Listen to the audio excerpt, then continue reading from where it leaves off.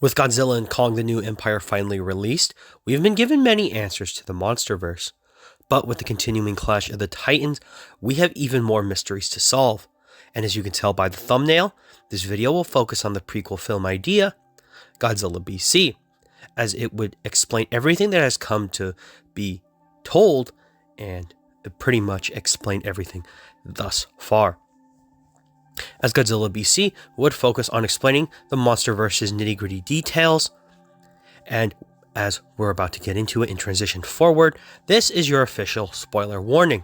So, before anything else, if you haven't seen Godzilla and Kong the New Empire or any of the previous films of the MonsterVerse, I do ask you if you want to click off, go ahead, you have your 5-second warning.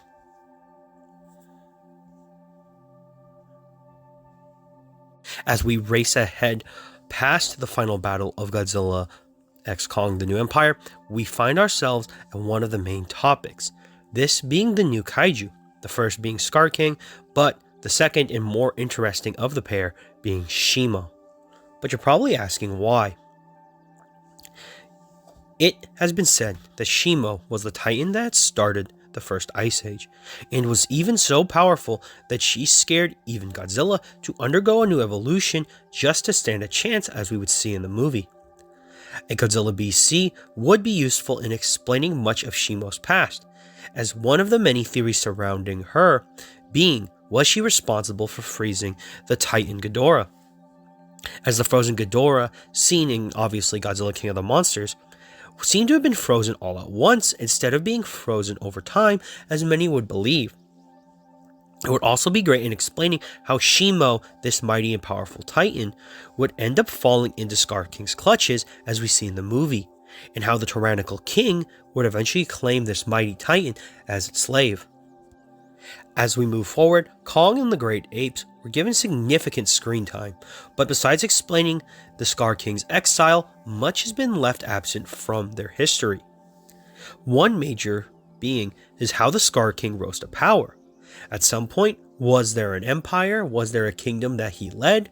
As obviously him being called the Scar King was never very explained well, besides the fact that he was a tyrannical leader. Also, with the lack of other apes resembling Kong, is it possible that the apes had a falling out? That two separate groups went their own way, one leading to the group that would lead to Skull Island and eventually Kong in the future, and the others to be led by Scar King to be exiled by Godzilla. One of the other big mysteries that I was hoping would be solved, but actually was left open, was who was the creator of Kong's special axe?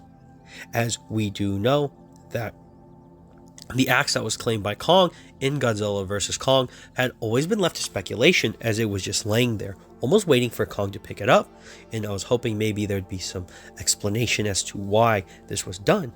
But as so far, is there some inventor we're waiting to see? As a Godzilla BC film, we could see a lot of the history, as the Great Apes seem to be a very interesting but also intelligent race of apes. That there is more to this that also needs explaining. Godzilla is no stranger, and being the monster that kicked off the MonsterVerse, it's obvious that he has the most lore around. But his origins are still a mystery. It is shocking that after 10 years, we still don't know how Godzilla became the Alpha Titan of Earth. And with the events of Legacy of Monsters added, it's clear that Godzilla had many changes since the ancient battle against Ghidorah, as we would see him in a very, as we could see, skinny and different form. Also, Godzilla, that needed more energy during the events of Godzilla and Kong, the New Empire. It is actually very interesting that we don't get really an explanation as to why Godzilla knows he needs this more power, considering the events of Ghidorah's awakening left Godzilla to transform, but not in the sense that we would see, as we would see the glowing blue form in the events of Godzilla and Kong, the New Empire, but also in Godzilla King of the Monsters. As of course with Godzilla BC, we could definitely get to the point as it would eventually reach to the edge for Godzilla's origins to how we got to our new pink giant lizard friend. If we were to get a Godzilla BC, it would be very hard to avoid talking about the devil with three heads. With further how Ghidorah ended up falling from space as a whole, and ultimately how Ghidorah changed the monsterverse going forward, as the Titan Wars would be the result of his actions. Although Ghidorah is important, I do think that he could be the footnote in the Godzilla BC film, as to why I don't think he needs to be talked about as much in this video.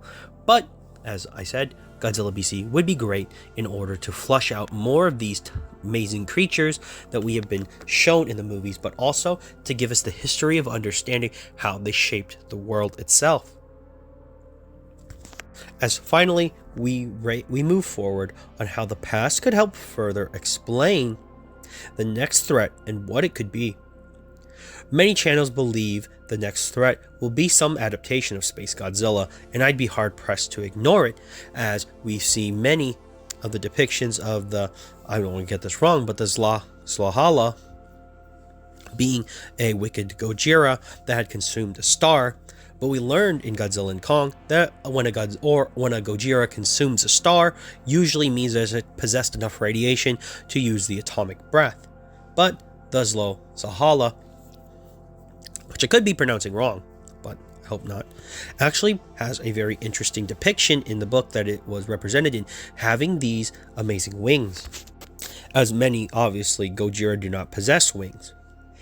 But we can move forward, as with Godzilla and Kong focusing on furthering the mysteries of the Hollow Earth, I believe that Space Godzilla actually could be a reality in this specific set of movies. However, for that and where I believe that it may be located, we'll have to wait for another day. Ultimately, all the unanswered questions of the MonsterVerse would be greatly displayed in an ancient movie. And this would also be one of the ideas pitched by some of the other, or by some movie critics, an all animation movie with only the monsters and very minimal humans. So who knows? The possibilities are there.